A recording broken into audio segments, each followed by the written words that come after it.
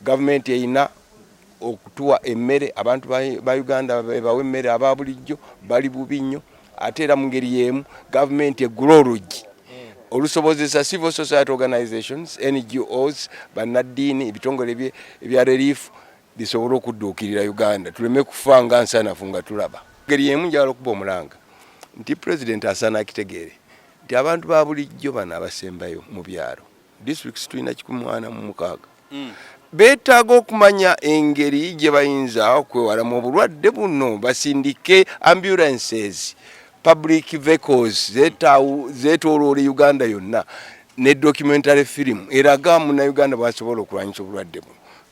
Uganda eri mu lockdown even economically mu finance. Sure. Obusuubuzi bwakka nnyo wansi tekyali agenda kuleeta bintu bweru. Sente ezibadde ziva mu by'obusuubuzi zagootaana olwa COVID.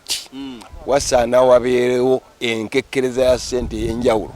Era inewunya nnyo okulaba nti president yagenze mu nomination y'aba ministers 82 baaki parliament ya 55 baaki ku nsi efaanana bweti mu bbanga eritali lyewala ndowooza ekisaawe ky'entebe ekyennyonyi bayinza okukiwaayo nga saddaaka abachina bakuŋŋaanyiza sente zaabwe ze babanja Uganda wateekwa okubeerawo engabanya y'emmere eteri yakuzanya buzanyi kubanga ensi yonna etutunuulidde international community yatuwa ku sente okutudduukirira kuki ku COVID.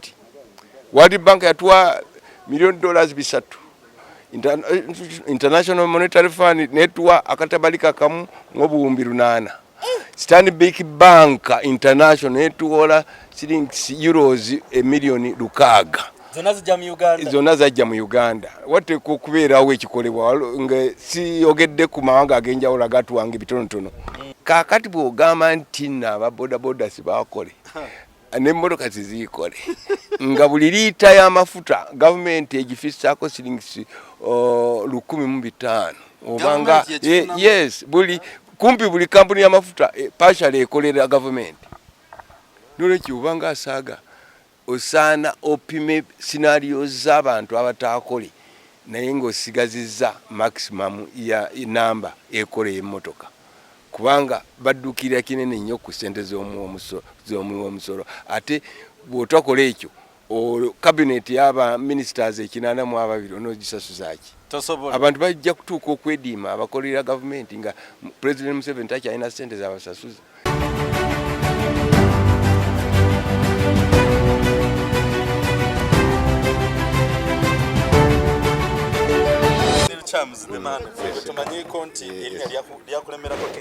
Yes sir. Banange embera ya COVID eno giraba otya? Embera mbi kumpi tulinga abali mu Ssematalo wokusatu. Nolwekyo teri Munnayuganda yenna asaanye kutwala nsonga zino ng'ezo okusaaga. Obulwadde bwazze ate era tusaba gavumenti ebeere specific ku byekola. Bw'oziiza abantu tebajja kukola gwe nga gavumenti abantu bakwesiga Mr. President oba oteekwa buteekwa okulaba engeri gy'obaawamu emmere abantu bajja kutuuka bakutukire mu mayumba gaabwe n'abaana baabwe ekyomutawaana n'abaana baffe bonna basoma bali waka nolwekyo kikakata ku gavumenti okubaako engeri gyeddamu omulanga guno ng'ekyusa statement eyayogeddwa president wateekwa okubeerawo engabanya y'emmere eteri yakuzanya buzanyi kubanga ensi yonna etutunuulidde international community yatuwa ku sente okutudduukirira kuki ku COVID. World Bank yatuwa $1,000,000 International Monetary Fund netuwa akatabalika kamu ng'obuwumbi 8. Stanbic Bank International netuwola euros $1,600,000. Zonna zajja mu Uganda. Wateekwa okubeerawo ekikolebwa nga siyogedde ku mawanga ag'enjawulo agatuwanga ebitonotono era nga mu ngeri ya ssente okutudduukirira kwogatta ku ebyo ebyatuweebwa abannansi ba Uganda nabo ne bakola voluntary work okudduukirira gavumenti ebeeko ekyokola. Gavumenti erina okutuwa emmere abantu ba Uganda bawe emmere aba bulijjo bali bubi nnyo ate era mu ngeri y'emu gavumenti eggula oluggi olusobozesa civil society organizations NGOs bannaddiini ebitongole ebya relief bisobola okudduukirira Uganda tuleme kufa nga nsanafu nga tulaba. kakati ekikulu kya byonna Ken Lukyamzi the man gwe tumanyi Mr. Ken Lukyamzi the man. Yeah. Okimanyi nti once you forget your history the future is lost as well. Yes. Kakati essaawa zino do you still have the capacity okukoowola omukulembeze w'eggwanga essaawa zino? Kwegamba ebigambo bikyawomerwa amatu gaffe. Yanti nze ndi mukulembeze wa kibiina kya Conservative Party sina bukwakkulize bonna nti oba nina ssente ya Museveni gye nali nkutteko lwakisoogera nsobola bulungi okwogera naye audience sitera gifuna kubanga tuli mu lockdown ekyo nakyo kitutwalidde omutawaana era mu ngeri y'emu njagala okuba omulanga nti president asaana akitegeere nti abantu ba bulijjo bano abasembayo mu byalo districts tulina 146 beetaaga okumanya engeri gye bayinza okwewalamu obulwadde buno basindike ambulances public vehicles zeetooloola Uganda yonna ne documentary film eraga Munnayuganda bwasobola okulwanyisa obulwadde buno nga bwe gwali emabega mu bafuzi b'amatwala ne kaakati twogera bwogezi abantu bangi abalina expertise abantu badde beesowolayo ne baabaako kye boogera tebakkirizibwa kwogera ne tuyite mu films ezenjawulo ne radio ezenjawulo abantu babawe ssente batambule mu radio ezenjawulo basobola okuleeta information entuufu eri abantu tekiriwo kaakati president bwe tunaalinda nti president bw'anaayogera president si mukugu mu bintu bino abakugu we bali ku ground mu buli district babakozese abantu bamanye ekigenda mu maaso mpozi n'okukuba omulanga gwange ng'omulwanizi w'obutonde bw'ensi tumanye nti obulwadde buno bulina environmental relationship. Sure. Yes, buli environmental. It is a waterborne disease, it is an airborne disease. Tusaana tufubenga bwe tusobola okulaba nti tulwanirira entobazi zibeerewo buli awali omuti gubeerewo gutojjere kubanga ezo ze area ezi providing oxygen automatically ate nga oxygen ali generated environmentally wamaanyi okusinga n'oyo ali generated mu laboratory. That is very much true. Yeah, n'olwekyo tusaba president asooke alwanirire obutonde bw'ensi ng'ayita mu kibira ky'e Bugoma mu Bunyoro ekyagala okusaanyizibwawo mbu balimemu sugar cane. Eyo yandibadde responsibility ya Mr. President kubanga yasse omukono ku ndagaano y'ensi yonna gye bayita Agenda 21 resolution number 40 okukuuma buli every forest cover weri mu ggwanga.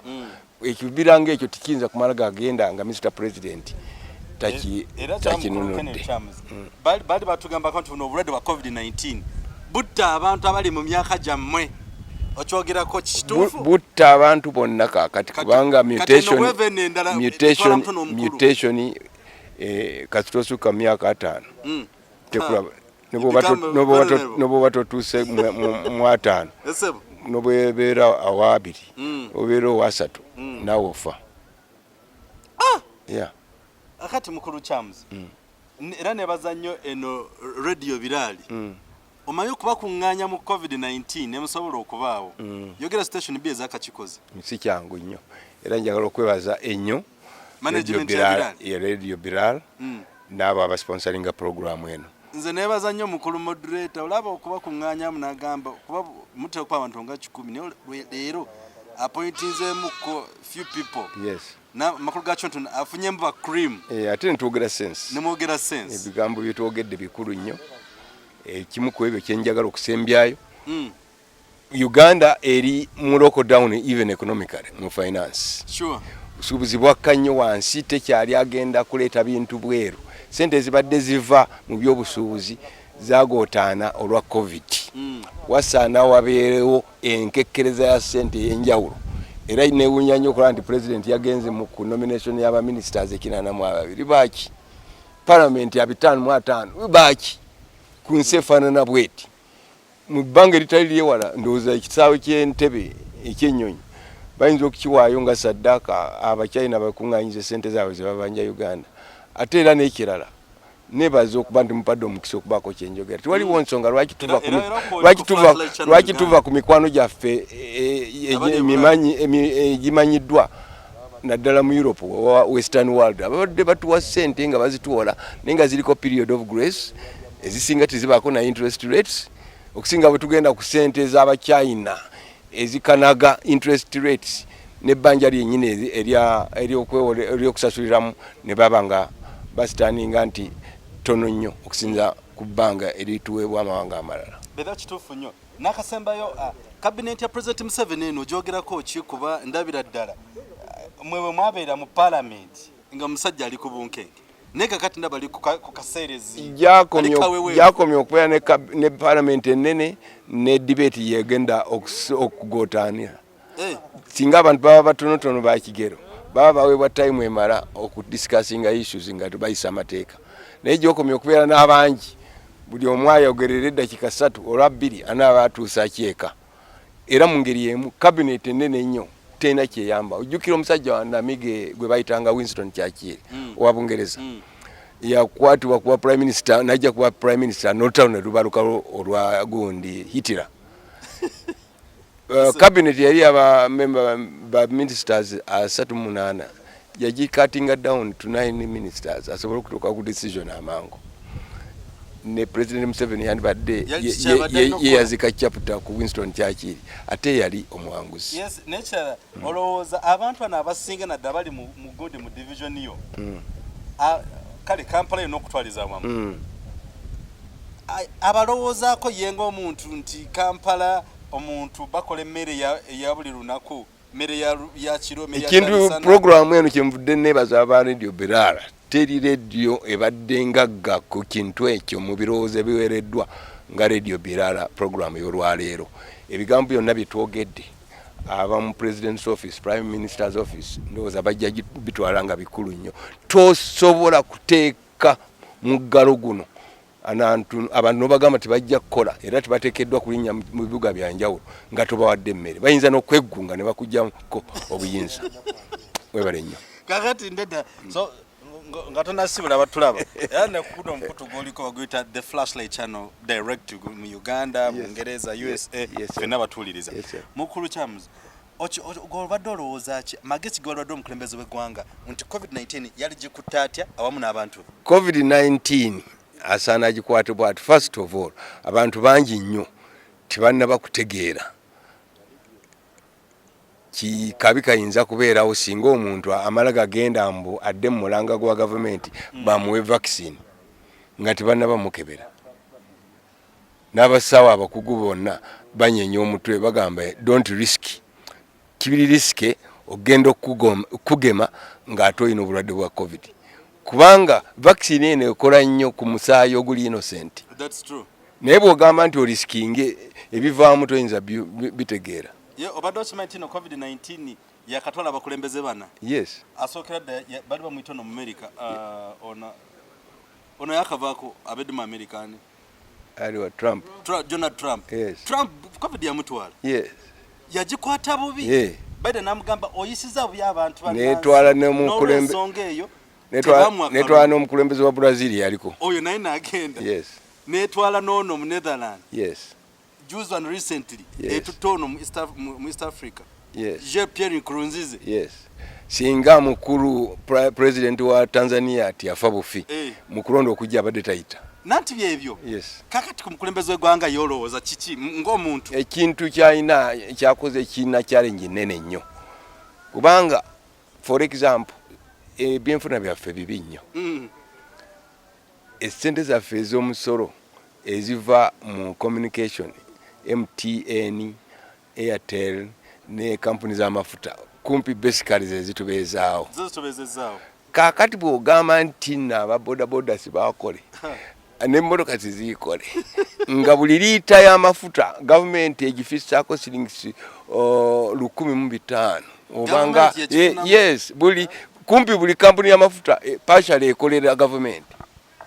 Nolwekyo obanga asaaga osaana opime scenarios z'abantu abataakole naye ng'osigazizza maximum ya namba ekola y'emmotoka kubanga baddukira kinene nnyo ku ssente z'omusolo ate bw'otakola ekyo cabinet y'aba ministers 82 onoogisasuza ki? Abantu bajja kutuuka okwediima abakolera gavumenti nga President Museveni takyalina ssente z'abasasuza era tusabe nnyo obulwadde buno buleme genda wala mu maaso nnyo. President Museveni ayinza okusanga obuzibu okumalako emyaka 5 nkomyawo. Beda ekyo kituufu nnyo. Gamagezi g'omwadde bonna n'ababaka bonna abapya ministers akole concerted action bwe kiba kyetaagisa n'omusaala gwa parliament gukendeere. Nze nabadde nteesa nti babagenda okwa milioni 2 yes ababaka 5 mwana yes bakwate sente ezo bagambe tugenda zigulamu emmere yes tuziwa abantu ababaka ba parliament abawe milioni oba 15 oba 10 buli mwezi kubanga aliwo allowances ezenjawo otherwise botakole ekyo there is a problem. Ekyokubiri nga nze environmentalist naliko chairman wa Natural Resources Committee. Amafuta tigali mu sente zisubirwa ziri awo singa obungi bazirya dda kubanga endagaano zino ze basooka okukola zaali zikalinga kye bayita consideration. Endagaano tefuuka ndagaano kujja kunguta owadde consideration deposit okutegedde kitegeeza sente zisinga obungi amafuta agasinga obungi gajja kubanga gakyabanjibwa kwaba abakola endagaano ne government ng'ebya total bitadde wabbali. So there is no real money ezisubirwa mu oil. Tuyanziza oyo abadde Ken Luchams the man omukulu twadde twayawayamu ebigambo nga twebuuza ye COVID-19 agirabya atya ate ne station zino nadda kutobafuna ku radio viral tulokubeera ko live lwa Sunday ebigambo ebivaamu byonna twatuzimba gwanga twetaga okulaba gwe atulaba atatuuliriza oteesa ate no COVID-19 government ya Uganda ejikutte etya okuteekako lockdown is it a medication for COVID-19 oba waliwo preventive measures zilekire okubaawo. Kibuuzo kiri mu ddiiro bw'oba osobola weekend ejja ojja kubanga olina answer ate osobola direct ku Biralo FM awamu ne ku Flash Channel Uganda kugamba tuwayewayeemukko tulabe embeera eno gw'ogiraba otya ekuyisa etya ate olaba tuddawa singa embeera nesigala ng'eri bweti mu kiseera kino. Akomata kumira mpeera musigale ku mukutu nga mutuuliriza tuli okutubako ku Biralo FM enamba za Biralo mujja kuzifuna zijja kwanga zita ku mukutu amu naffe ku Flash Channel Uganda tujja kwanga tuwayamu nga twebuuza Uganda tuyise tutya twekumite mu COVID-19 mubere bulungi ate nate mwenda.